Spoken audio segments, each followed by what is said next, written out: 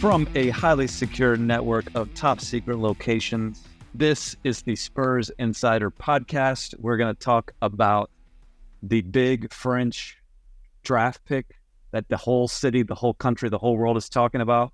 We're also going to talk about Victor Wembanyama, who was taken the round before CD Sissoko.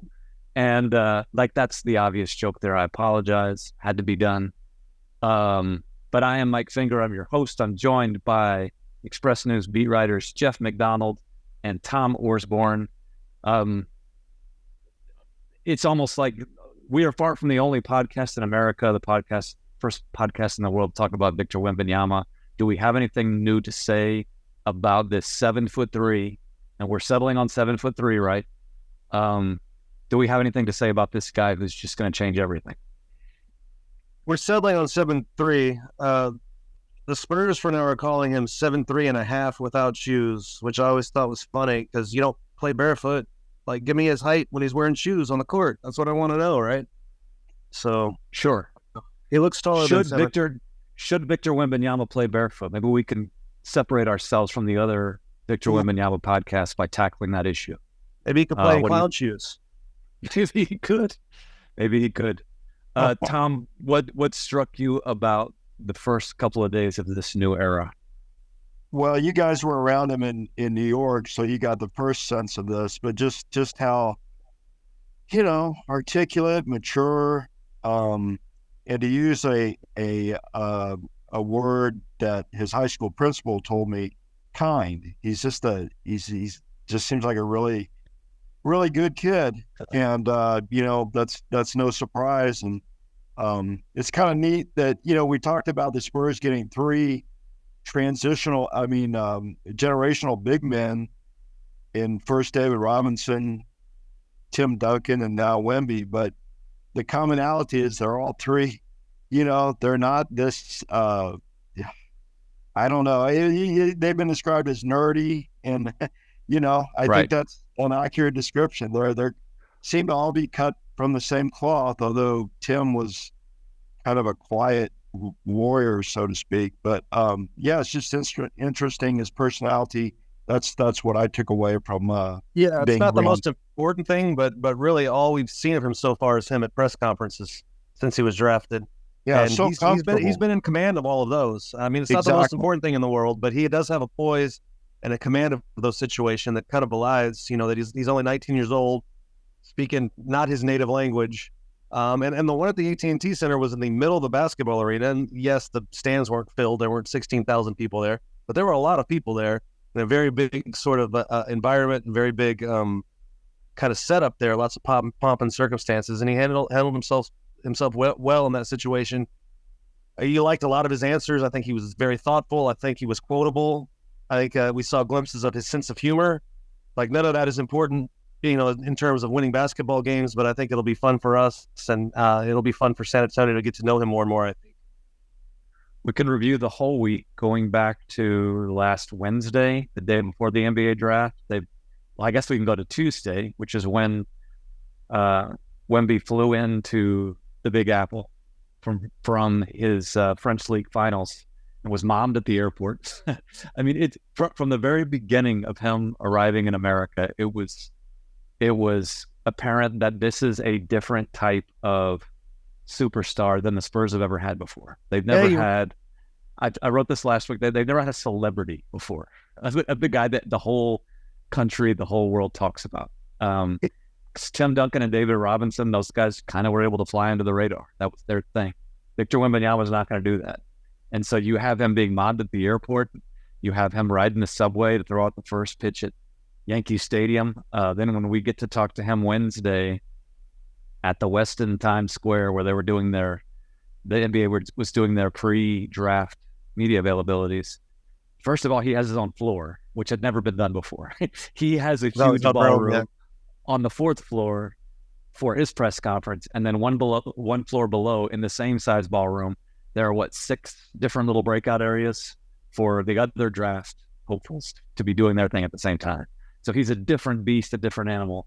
But during his press conference, there's a moment when, we all got to ask questions. He told me, and then the answer to my question about how he handles this spotlight in a way that some of the Spurs icons before him never really saw the need for it. That, like I said before, Tim and David kind of shunned away from that kind of stuff. He says, I don't want to do anything halfway. I want to be the best at everything. I want to be the best at the press conference. Like, he's the first Spur ever to say, I want to be the best at the press conference. But that's kind of just the way he sees things. And like Jeff mentioned, Tom mentioned, he's engaging, he's funny. The backstory to him learning English is fascinating to me. Like, he decided he wanted to learn English as a middle schooler, an elementary schooler, because he knew that that's what NBA stars do. Like, it's just, he's a human being. There's surely a downside, as there is to all of us, other than Tom, maybe. We haven't seen the downside yet. And it just seems like everything, he's been born, just programmed to be an NBA superstar. From the way, like, he's got a good support system around him. Again, this is probably putting too much on him from the beginning. Talked to his agent, Buna Njai, who has had a long relationship with the Spurs. He said, there's going to be a time when there's going to be a chink in the armor. There's going to be a time when not everything goes perfectly, but he's kind of built to handle it. And so far, so good. Let's talk about how his arrival changes the Spurs and how they do business. I mean, you can look at it already. You can look at it in a number of ways, like that press conference on Saturday at the AT&T Center. We've never seen a first round pick introduced in exactly that manner. They did it last year for their first round picks, but it was kind of an empty gym, just kind of us yahoos. They're asking questions. There have been times in the later on the further away pass where they just have a couple guys come in at the practice facility in that little room. Like the pomp and circumstance Saturday was new. They did the Arneson River Theater before they came to the press conference. Yes, like when he flew in on Friday, Victor, after the morning after the draft, the Spurs are very adamant about getting the word out that he's going to land at this time in this place. Let's all the fans, let's all go out there and greet him, which is something that they have never done before. He's going to have a documentary crew following him around all year, which is something the Spurs really haven't allowed.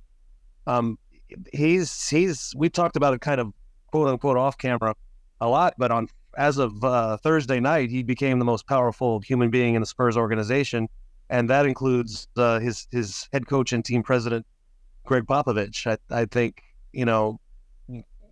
what's important to Wemby is going to be important to the Spurs, and not the other way around as much anymore. That's like we were saying, like you said, off camera. Are we on camera now? We're not. There's not a camera on this. Oh, okay. But no, he is. And this isn't like a guy coming in and asserting himself and saying it's my way or the highway. He hasn't done any of that. But it's just, you look at it rationally and say, whose opinion matters most now among anyone related to the San Antonio Spurs? It would be insane to say it's not the guy who could, determine the fate of the franchise for the next 10, 20 years. And I don't expect, the Spurs don't expect him to put his foot down in that way and start dictating like a Mussolini or name another dictator. But he could if he wanted to, probably. Yeah, he is. He has that kind of power. The Spurs are lucky that so far he seems like the kind of guy who's going to use his power for good and not evil. But yeah, correct. He's definitely got the power to run the show there. Back to the interview I did with his high school principal, Barbara Martine, she said in high school he was like that too. He stressed to her because they had to do a lot to accommodate him in terms of his travel schedule. They had to do Zoom tutoring sessions and so forth. And he was apologetic about that to the staff of the school. It was like, I don't want to be special. I don't want to put you guys out. I don't want to trouble you guys. I'm sorry about this. So yeah, he was accommodating even back then. And like she said, just very kind about the whole thing, not wanting to be the center of attention. But he is, and he is special. He is the center of attention. Yeah. He embraces that, but he doesn't want to put people out. So yeah. We haven't looked into it, but he doesn't have like an Uncle Denis or anything like that, does he? That's the people are tuning out of the podcast already. You're bringing up old wounds, old scars people don't want to think about. Just along the lines of what we've been talking about so far, just kind of his willing to jump right into the Spurs way and everything that entails. I thought he sounded, again, we don't know these guys. This could all be an elaborate act. I'm always careful not to say that guy's a good guy, because we never really know anybody. Oh, I've known Jeff McDonald 25 years. I'm not going to make assumptions that he's a good guy. I'm a terrible person. You know that. Exactly. So, but him talking about the dinner that he had Friday night, his first dinner in San Antonio at Bliss with Tim Duncan, David Robinson, Sean Elliott, Manu Ginobili, and at a chef's table in the kitchen, there was just those 5 guys. I thought that what Victor said about that and how he was put at ease, he felt comfortable knowing that these 4 legends wanted to make him feel comfortable. I thought that was really telling. And he sees that even though he could put his foot down, he could start using his powers for evil instead of good. I think he realizes that there's something to what the Spurs have built over the past several decades, and I think he genuinely wants to be a part of that, continue it in his own way. And that was just you want to talk about the image of the weekend, that image, that photo that he tweeted out of him and 4 short guys, including 7'1" David Robinson and 6'11" Tim Duncan. I mean, those guys look tiny next to him. Did you see the Photoshop of that? I guess it's floating around Twitter somewhere where someone Photoshopped Fred's fish fry behind them. I thought that was pretty great. That was a Photoshop? I thought that's where it was. He just said Blizz. He gave it away. Okay, my bad. But he's jumping right into the Spurs way, and we'll see how. I'm sure the Spurs way won't continue to be, or look, or sound, or feel exactly like it did for all those years with Tim Duncan and Tony and Manu, and going back to David. There's going to be some changes because it's a new generation. When Victor came off the plane and was going around, someone who was there mentioned that he went out of his way to shake the hands of all the traffic cops who were there, kind of controlling the crowd. And he went down both lines of fans to give high fives and whatever. But he also had his cell phone out and was taking selfies, video for his social media. We haven't had a Spurs player who cared about social media in that way before. So it'll be different. Victor's going to be allowed to be the global celebrity that Tony Parker wishes he was allowed to be when he was here. That's exactly right. I mean, and this is not. I remember Danny Green. I mean, he's not a star or anything. I mean, if he had wanted to wield, if he were a star, it might have been different. But like the second he left San Antonio to go to Toronto, he got to start a podcast. Like the Spurs would have never signed up on that. If Wemby wants to do a podcast, they'll let him do whatever he wants. Were you the not to bring up old dad feelings, but were you there in the locker room in Toronto when we went to the first Kawhi game and we talked to Danny, and I think either you or I asked him, could you have done this podcast in San Antonio? And he basically laughed in our faces. I don't remember that in Toronto. I remember they played here before that, right? And I went to shoot around and talked to Danny at shoot around there and asked him that exact question. And again, he laughed in our faces. I thought the first game was in Toronto. I could be wrong. I don't know. You know what? No, the listeners can look us up. Doesn't matter. Either way, I think it was here. Here they won, and then they went to Toronto and lost. Okay, you're right. You're exactly right. I stand corrected. We can talk about basketball. Do we care about basketball on this podcast? We talk about the off-court impact, which is huge. In our brief Car Wash Express News interview at Barclays Center after the draft, Victor mentioned Jeff was asking about how he fits into the lineup, and Victor did confirm he wants to play a 4, which I think we've expected for a while. Like he's gonna be the tallest player on the court. Obviously, he's gonna play the quote unquote 5 for stretches. but I think they've always thought that he could fit in as that stretch 4 type alongside of Zach Collins, or if Jakob Poeltl would have been around, somebody like that. Right. And I wouldn't be surprised to see them target another big man in that mold in free agency, which is coming up. And just maybe there could be lineups where Victor starts at 5 along those 3 forwards that we've all talked about. Sohan and Keldon and Vassell and a point guard. That could be a lineup, but I think there's going to be a lot of 5-man groups on the floor where Victor is playing the 4 alongside a big man. It is going to be a little fascinating how the puzzle pieces fit together, because if you do put Victor at the 4 and I guess Zach Collins at the 5, like what do you do with Jeremy Sohan? He should be in that starting group, but he's not really a 3. Like, you have to be able to shoot. He's not really a 3, but he needs to be in that starting. You just start 5 players. Like, do we not even have? You want to think really outside the box? Well, I think you go for it. If you want to do that, and you have Keldon Johnson and Devin Vassell as your wing guys, your 2/3s. What if this point guard is Jeremy Sohan? Yeah, we kind of mentioned that before. I think more and more it's pointing toward that. You know, they groomed him for that last year. He did reasonably well. You know, I don't think that's the best case scenario for him, but I think he could do it in a pinch. And Brian Wright, when we talked to him about that in the pre-draft interview, he didn't rule that out. Right. You know, not that he has all that much control over what they do on the court during the games, but you know, he said they're looking at a lot of different options. Yeah, and I think one of those for sure. In fact, I know one of those for sure is they would like to get Trey Jones back.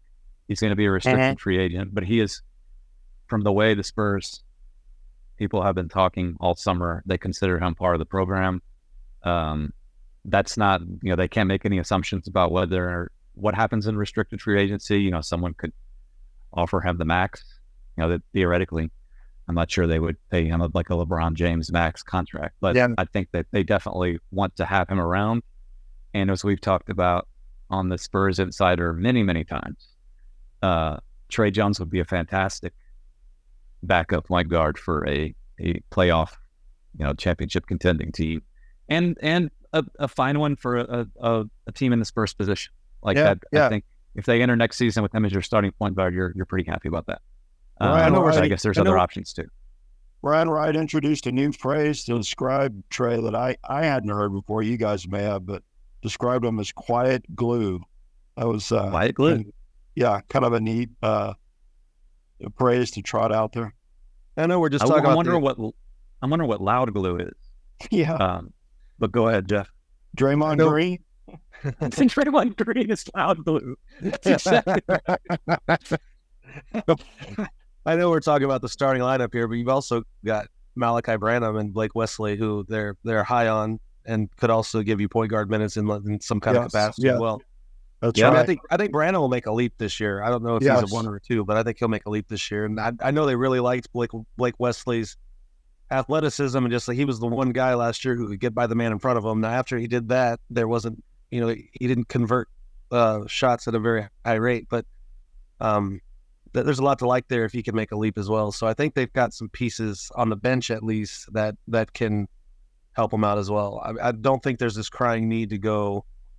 I mean, you know, go get some obvious starting point guard veteran from someplace else in free agency. I don't know if that's a thing that they'll go into free agency saying they have to get accomplished. I think they have some pieces on the roster that they think they can make work, at least for this year. And I also think one thing we ought to think about, or the Spurs are thinking about, is I don't think they're looking at this as a playoff or bust year either. Obviously, they'd like to get that. They'd like to get there, but they'd like to get there organically, naturally, not push the timeline. I mean, when we were talking on the last podcast about Chris Paul, like not do anything like that, but just try to grow it with the guys you got and fill in the blanks with sort of you know, other sort of just solid pieces through free agency. They do have to spend money in free agency, just based on the new CBA. Like, they're gonna have to spend money somehow. But to get to the salary floor, I don't know that it's going to be a very you know, to get the salary floor. I don't know. It's going to be like a star kind of name, though. I wouldn't put my hopes into that. It could be take someone else's contract that they don't want anymore and have them throw in some stuff that you could use draft pick wise type of thing. I wouldn't be surprised to see a deal like that at all. Yeah, in the next month or so. I think that's a good way to eat up some of that space that they have to eat up. And by the way, unfortunately, we're not proud of it. We've been wrong about some stuff on this podcast before, but I think all three of us were totally correct about the Chris Paul question the last time. That never made any sense at all for what the Spurs hope to be, their plan. And it was not a surprise at all to see him end up someplace other than San Antonio. What about Damian Lillard, though? I don't think Damian Lillard fits the plan either. Like he'd be fun to cover, but that's not the timeline that the Spurs are on. They have everything set up to compete for 5 years, 6 years, 7 years, and there's no real need to dump all your assets into a win now type of situation when you figure Victor Wembanyama's peak years are going to be a few years away. Like many top picks are. I've seen people mention his build and how much like Giannis Antetokounmpo has built himself up over the years, and the Spurs I think see a long-term future with Victor. I guess we can get into summer league. At least until he's 40, right? At least until he's gonna. He said at the press conference he's gonna retire before he's 40. So that's something. Summer league is coming up. Jeff McDonald will be our man in Sacramento, the city of trees, and that might be where he can explore more what he was just talking about with Malachi Branham and Blake Wesley and those type of guys. Yeah, right? I think that's going to be the Malachi Branham All-Stars trip right there. They only play 2 games. I don't think they're going to get Victor into those games. I think Victor might very well be on that trip and might just be hanging around. I wouldn't look for him to play until Vegas. I think they want to give him a little bit more time off before the French season just ended barely a week ago. I think they want to give him a little bit more time off before rolling him out there. So if you're planning on going to Sacramento to see Victor Wembanyama, I don't think you'll see him in uniform. You might want to save your money and get to Vegas instead. I think that might be wise. Don't aggregate this. I think we're just offering some help. Just guessing. People just guessing. I would think it's more likely to see Victor in Vegas, maybe just for a game or two, than in Sacramento. But Victor really wants to play. Victor. A lot of guys in this situation wouldn't have played the French League playoffs as long as he did up until just a week or two ago. Yeah. He really wanted to play in the World Cup, the FIBA World Cup this summer, and I think he's been from our friends at L'Equipe in France were the first with that news that I think he's decided after consulting with the Spurs that I found that wise. Yeah. We're getting away from our summer league talk, right? But I thought that was wise too. Like I don't think anybody would have blamed him if he wanted to play. I mean, I think that's always a draw and almost there's a pressure from your home country to play in those things. So for him to turn it down is pretty big. And I'm just wondering. I think we can say that is important for both the Spurs and for Victor Wembanyama and his people for him to be in consideration for Rookie of the Year. And I think, starting this year, you have to play in 65 games to be eligible. So I think there's some motivation for Victor to get to at least get to 65 games. And I think sitting out the last half of the summer is a good way to maximize his chances of getting to that number. I think if he did play in FIBA, you might be looking at something where you'd really have to push him to get to 65. So especially given that we don't know about his body, how it handles 82 games, how a 7'3.5" guy without shoes who moves that way, what kind of toll that takes on the body. There's going to be a lot the Spurs doctors and medical staff are learning as they go along. But I think him resting up the end of the summer is a good way to at least give him a shot at those 65. And I would be shocked if he played in 66. But I think there's a real impetus to get him to 65. He's played a lot of basketball compared to guys in the draft. Like he's just 19, but he's been in the pro league for more than 1 year. And just this past year, I brought this up many times, but going back to last October when he played against Scoop Henderson and that event in Henderson that I was able to go and see. Like, that was a long time. October's a long time ago. Yeah, in basketball terms. And he's been playing ever since, pretty much. Like, that was kind of the preseason exhibition for that Metropolitans 92 team that played against Scoot's G League Ignite.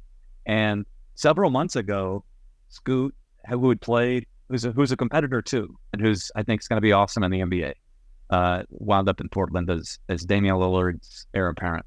Like, several months ago, he hung it up for the season. He'd proven enough. He saw no upside. Those around him understandably saw no upside to playing the entire G League season. So he kind of took his rest. And, Brandon Miller, the number 2 pick at Alabama, they played a college schedule, but he's been done since mid-March.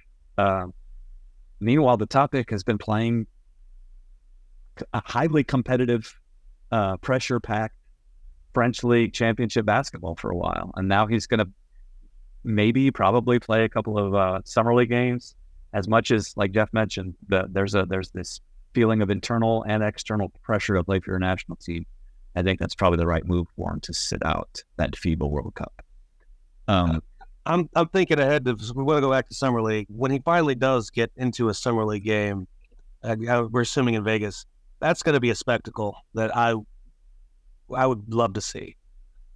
Maybe not just the way he played, just the entire spectacle will be something wild. I've covered 15 summer leagues or something like that, and the darndest thing I've seen in any of those years was just Zion Williamson's layup line on the first game where he was going to play. They were in the big Thomas and Mack. Everyone, like, the place was packed to the top. Everyone got there early, and they were just oohing and ahhing and cheering for a layup line. Like, if you walked in a little bit late, you heard loud cheers and thought, did the game already start? Is there already the game going on? No, it's just the layup line. Because Zion was doing these crazy dunks and stuff, and I don't know that Victor will do that, but maybe. I just think the anticipation for that is going to be off the charts. So what was more surreal in summer league in Vegas, that Zion layup line or the night of the earthquake? That was pretty crazy too. But it was kind of. I'm going to just say that was the same night. Like, the earthquake was started by the Zion layup line, which is not true. You might be right. They were different nights, but we'll conflate them and push them together. That's what we do with history. We decide it is what we make it. So you're saying Mike and I should get to Thomas and Mack tomorrow. Early. You should get there tomorrow. Early. Okay. Jeff voluntarily, for the record, Jeff voluntarily offered to go to Sacramento and to let Tom have the Vegas trip. So there's good chemistry. I'm a nice good guy. Chemistry on the Spurs Insider podcast team. People looking out for each other, trying to play their roles. By the way, we should mention we're missing sports editor Nick Talbot on the podcast today. He was hoping to be here. Said he was stuck at the veterinarian's office, and I've been trying to tell him. Yeah, we have. He should go see a real doctor. We should go see a real doctor. Like, with the Express News, we have terrible medical coverage. We'll cover it. Yes, but he's there at the vet. I hope everything's okay with Nick. Meanwhile, is there anything? I opened with the obligatory city joke, but he was, on the one hand, he got a better introduction as a Spurs draft pick, City Sissoko, than any first round Spurs draft pick has ever gotten. Yeah, because they brought him in with the video on the jumbotron and the crowd at the AT&T Center, which, by the way, was made up of I thought it was really cool. It was a bunch of the Spurs employees. Yes, about 300 were allowed to come and bring their people there and kind of act as the crowd there. It wasn't open to the public, but the Spurs have a lot of behind the scenes type folks who contribute to the machine, and they were there to see it. But I happened to actually accidentally bump into Manu between CD and Victor's pressers because they were kind of back to back, like at the same. I ran to Manu and I'd asked him, like, "Hey, you remember when they had all this huge press conference when they introduced you, right? Like, you remember when they did all this for you?" And he was like, "Yeah. 57th pick, of course. He did all this for me." Well, CD's a joke. He didn't even know he was drafted until like 2 days later. Right. Yeah, he did not come the day after the draft. But CD's a 44th pick. Got this because he's part of the Victor class. He got this pomp and circumstance and this highlight video and a full press conference. People watching, I think it was on Valley Sports, all this stuff. And by the way, he could pretend he speaks three languages. Yeah, he could pretend the Lego Eiffel Tower was for him too. Yep. In fairness, he answered a question in Spanish, which was awesome. But my point with this is, like, on the one hand, that was overdone, but they expect him to contribute. They really like him. They I think he's going to get a two-way spot. I would bet a lot of money. What? They might have taken him at 33 had they not traded that pick. Well, that kind of undercuts my argument. Because if they loved him that much and were that afraid of him being taken, they probably should have taken him at 33. But they got him anyway. They were ecstatic to get him. I would bet a lot of money that he ends up with a two-way deal, along with former UT and New Mexico State standout Sir'Jabari Rice. That's a really cool story. To our colleague Nick Moyle in Austin, covered him this past year, and if I'm not mistaken, a guy that wasn't even sure he was going to play basketball when he was in high school in Houston, and now is going to play for the Spurs. If I'm not mistaken, Sir'Jabari Rice will be the first British Knight to be play for the Spurs. Is that correct? British Knight, as in the sneakers that were all the rage back in not the late BKs. 80s. The BKs. Okay. We're losing everybody here. Jabari's great. I got to talk to him a few times following the Longhorns during March Madness, and the best pump fake in the league. Maybe as when he enters the NBA as a two-way player, just people fall for it over and over again, like camera crews covering the UT games would often, like, you'd move the camera towards the basket, you'd realize that he still had the ball. I'm not sure if he's going to contribute a lot to the big team this year, but I think that was a nice little under the radar. Was that warning for a friend of the podcast, Daniel Ashcraft? That is a warning for him. You need to keep your the camera guys can't fall for the shot fake either. Anything else we want to cover before this will be the last one of June? We will get in touch with all the listeners, the viewers, whatever you are out there in July. Maybe before Summer League, maybe not. By the way, until we do see you again, you can catch up on all our coverage of Victor Wembanyama and the entire Spurs organization at expressnews.com. Sign up for the Spurs Nation newsletter. Get all your stuff there. Is anything else we need to cover before July? No, I'm good. Tom? I'm good. Okay. Well, we like to end on, like, part of my job on this podcast. I haven't said it explicitly, but I think the listeners are aware of it. You guys out there have been going through some tough times following Spurs basketball for the past 3 years. I felt a responsibility to cheer you up each week in our Spurs Insider podcast way. I don't feel the need to do that anymore because, like, the city is just going crazy. There's mariachi songs already being written about Victor Wembanyama. There's dancing in the streets. There's honking. So you don't need me anymore. Go the other way. And on a downer. Don't get too high. Don't get too low. Don't get too high. Don't get too low. But I will say you should continue to take care of each other and to keep it real.